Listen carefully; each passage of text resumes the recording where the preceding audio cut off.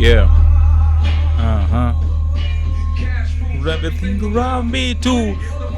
Dala bill yo. Yes, bwana.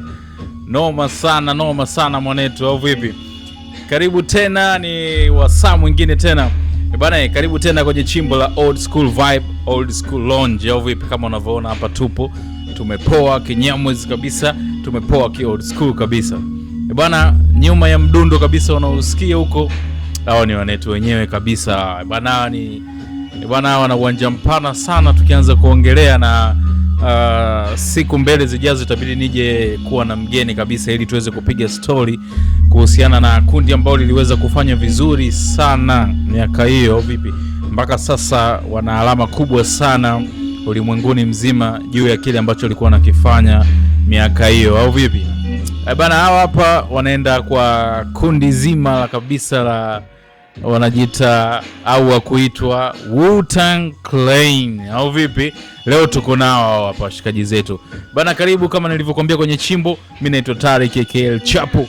Moja kwa moja mwaka 1990 ndipo kundi hili bwana lilianzishwa na washikaji zetu hawa.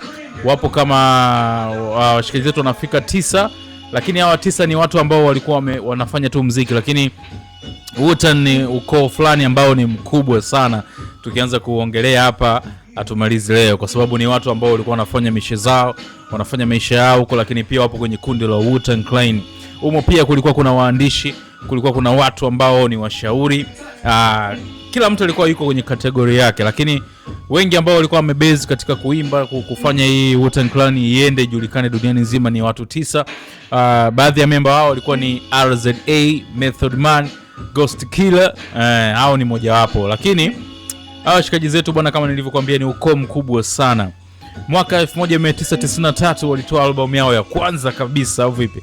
Album ilikuwa noma sana na ilileta sana mapinduzi kwenye game ya hip hop, kwa sababu kipindi hicho group la watu zaidi ya 6 au watu zaidi ya 8 kutoa kitu kimoja afu kikaenda kikawa boom, yani duniani ni ngumu sana, lakini hawa shikaji zetu waliweza kufanikiwa ili jambo.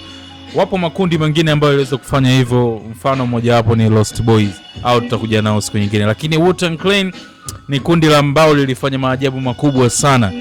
Ndani ya albamu yao hiyo kuna track nyingi sana ambazo zilikuwa zimefanya mapinduzi, lakini tofauti wao Wu-Tang Clan na watu wengine ni namna ya beat na namna ambavyo walikuwa wanachana. Unajua zile hardcore nini, unachana fulani, yani hardcore nyingi nini, beat kali, beat nzito, ndio ilikuwa tofauti sana na hao shikaji zetu. Kama unavyolisikia hilo hapo, goma linaitwa Cream, CREAM. Bwana, Cash Rules Everything Around Me. Bwana, noma sana, ile goma lilienda vizuri sana. Kati ya hiyo album ambayo nilikwambia ilifanyika mwaka 93, ni album ambayo na ni ngoma ambayo ilikuwemo kwenye hiyo album. Bwana, hao ni washikaji zetu sasa. Bwana, kama nilivyokuambia kifupi kabisa, tunakuja na episode nyingine ya pili ambayo tutakuwa tuna mgeni, tutakuja kuongelea Wu-Tang Clan. Washikaji zetu hao wana uwanja mpana sana, au vipi? Bwana, kaa hapo, kaa na mimi usiondoke, ila dondosha maoni yako. Je, kati ya makundi haya old school ambayo walikuwa wanafanya, kundi gani ambayo wewe unalilizimia au lilielewa ambayo lilifanya vizuri zaidi? Mimi leo niko na Wu-Tang Clan ambao mpaka leo wameacha alama nzuri sana. Hai.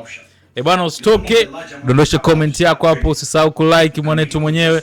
Nilikuwa nyuma ya kipaza Tariq KL Chapo. Bye bye.